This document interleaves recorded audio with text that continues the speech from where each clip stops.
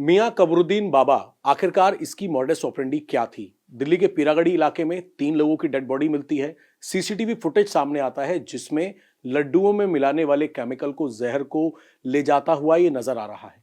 ना केवल ये 3 डेड बॉडी जो कि पीरागढ़ी में मिली हैं, इसके अलावा राजस्थान और साथ ही यूपी के फिरोजाबाद में भी इसी तरीके के मामले सामने आए हैं कि तंत्र मंत्र के नाम पर, धन वर्षा के नाम पर मिठाई में जहर मिला के ये लोग खिलाया करता था।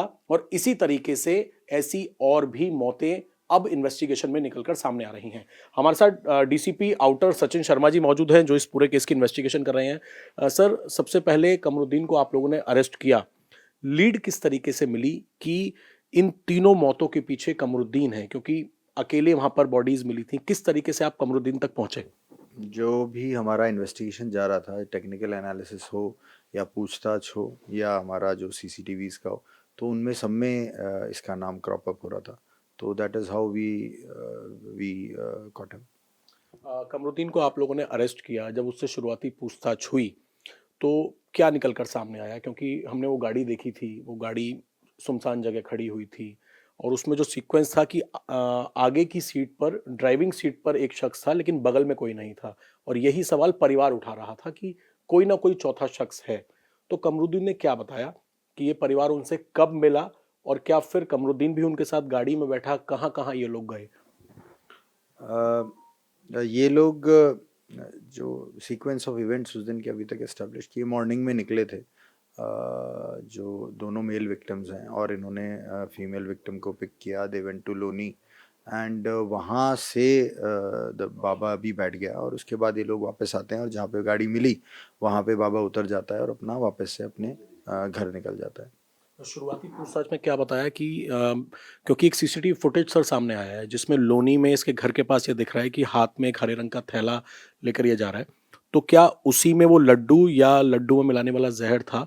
अभी तक, हालांकि अभी आप इससे पूछताछ कर रहे होंगे, लेकिन इनिशियली इसने क्या बताया कि इसने गाड़ी के अंदर बैठ के वो लड्डू खिलाए इस पूरे तीनों लोगों को जो प्रॉपर्टी डीलिंग का काम करते थे, या फिर कहीं और लड्डू खिलाए? और ये कब उतर गया इस गाड़ी से?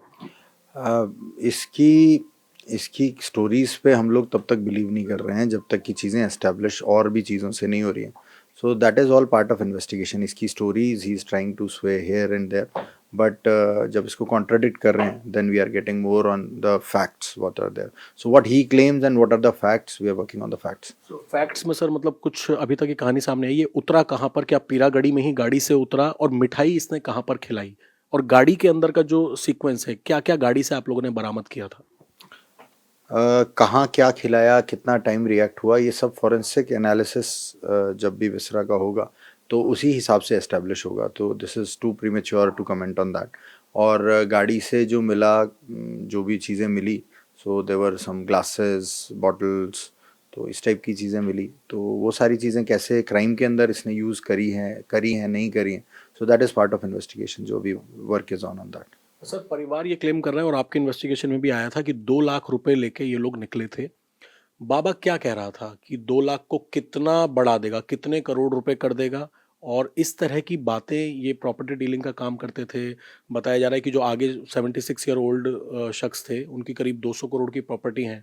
तो इतने पैसे वाले लोग इस बाबा के चक्कर में कैसे आ गए? लालच क्या दिया था कि कोई धन वर्षा करवाएगा या पैसों को बहुत 2 गुना, 3 गुना, 4 गुना कर देगा? ये तो 100 गुना से ज़्यादा की बात कर रहा था। दो कितना लाख कह को रहे थे? 2 लाख को 3 करोड़, 3 करोड़ से ज़्यादा की बात कर रहा था। और बाकी जो लोगों से टच किया वो इसी टाइप की बात करता था कि 8-10 करोड़ तक बरस जाएंगे, उस टाइप की बात करता था। कुछ इस टाइप की बात करता था कि पैसों, मतलब the victim becomes absolutely disillusion, की मतलब something gets too much, so easily trap हो जाता था। हमने कुछ वीडियोस देखी हैं, इस केस की नहीं, इस तरह के और भी बाबाओं की देखी हैं कि वो लोगों को बेवकूफ़ बनाने के लिए किसी सुनसान इलाके में वीडियो बनाते हैं जिसमें पैसे उड़ रहे होते हैं, धन वर्षा टाइप करा देते हैं, जैसे कि फर्जी लोग करते हैं। तो क्या इसके मोबाइल फ़ोन से या फिर जो इसका लोनी का घर है, जब आप लोगों ने रेड्स की, अरेस्ट किया, तो कुछ इस तरीके का मटेरियल मिला? कुछ तो विजिटिंग कार्ड मिले हैं इसके, और उसके अलावा या ऐसी भी चीज़ें मिली कि ये लोगों को दिखा रहा हो कि देखो ऐसे धन वर्षा हो जाती है, इतना पैसा गिर रहा है, इस तरह की वीडियोस बेवकूफ़ बनाने के लिए? अभी तक ऐसा कोई वीडियो, अभी तक की इन्वेस्टिगेशन में, बिकॉज ये जो फ़ोन्स यूज़ करता था, तो we are still working to एक जितने भी फ़ोन इसके करता था, तो अभी यही निकाल रहे हैं हम लोग कि अगर ये मल्टीपल फ़ोन्स यूज़ करता था, उनमें ये क्या दिखाता था, तो वो सब पार्ट ऑफ इन्वेस्टिगेशन है जो भी आएगा, so that as it comes will be taking on record. Sir अभी 5 दिन की कस्टडी में है और मैं समझ रहा हूँ कि बहुत सारा काम होना बाकी है, लेकिन कुछ 1-2 सवाल और मेरे इसके अंदर हैं। जब आप इसके घर गए लोनी में, आपने इसको अरेस्ट किया, लोनी के घर से क्या-क्या मटेरियल अब तक रिकवर हुआ? वहाँ पे बताया जा रहा है एक मज़ार भी थी, आस-पड़ोसी क्या बता रहे हैं? दावा क्या करता था ये? ये दावा तो सिंपल करता था कि मैं किसी भी प्रॉब्लम का सॉल्यूशन दे सकता हूँ, सो इट इज़ लाइक हर मर्ज़ की दवा। तो हर मर्ज़ की, नॉट ओनली मर्ज़ बोले तो health problem, but any other आपको परेशानी है तो that was his claim.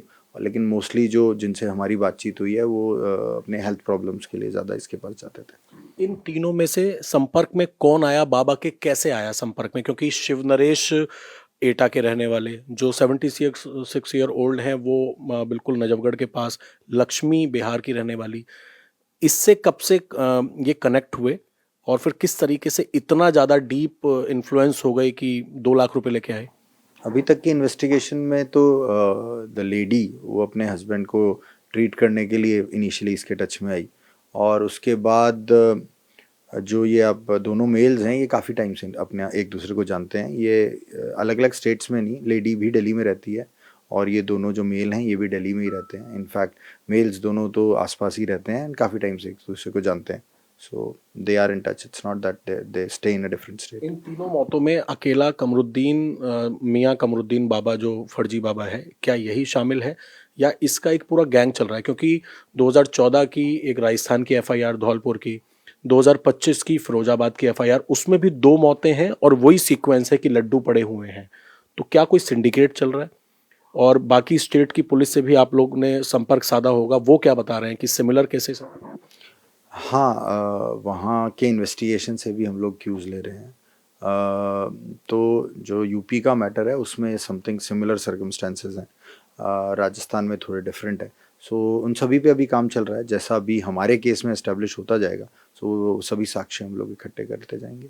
Crime scene recreate आप लोग करने का प्लान कर रहे हैं? कहाँ कहाँ बाबा को लेके जाएंगे, चाहे वो लोनी का घर हो, पीरागढ़ी हो, कहाँ कहाँ अभी आप लोग सोच रहे हैं कि इन्वेस्टिगेशन के लिए ज़रूरी है कि रिक्रिएशन किया जाए?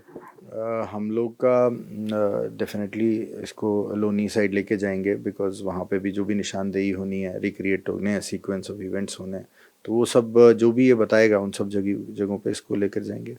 फिरोजाबाद वगैरह भी जो भी इन्वेस्टिगेशन में आएगा definitely will be going there. Sir family ये क्लेम कर रही है कि 2 लाख रुपए के कई करोड़ ले जाना फैमिली को थोड़ा समझ नहीं आ रहा। वो ये कह रहे हैं कि 200 करोड़ का आदमी जिसका बपरौला में इतनी बड़ी प्रॉपर्टी का काम है, वो कुछ और भी झोल है क्या इसमें कि अभी 2 लाख रुपए बाबा लेता फिर आगे कुछ और भी बड़ा करने की सोच रहा था? Since the victims are not with us so we can not claim anything like that कि क्या वो लोग बोले, इसने क्या बोला।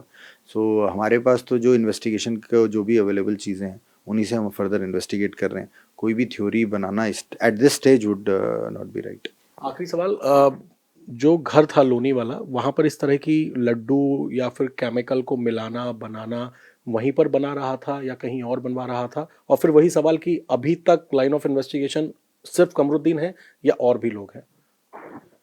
देखिए, जो जब भी इससे पूछताछ करी गई, so we are not trusting him completely what he says, we are more relying on what fact based इसकी बातें जो कोरोबरेट हो रही हैं। तो वो जितनी कोरोबरेट हो रही हैं उतनी ही बताई जा सकती हैं। बाकी जो भी ये बोल रहा है सो उस पर हम लोग साक्ष्य इकट्ठे कर रहे हैं। सो जो भी थ्योरी आगे सामने आएगी वो इन्वेस्टिगेशन का पार्ट बनेगी।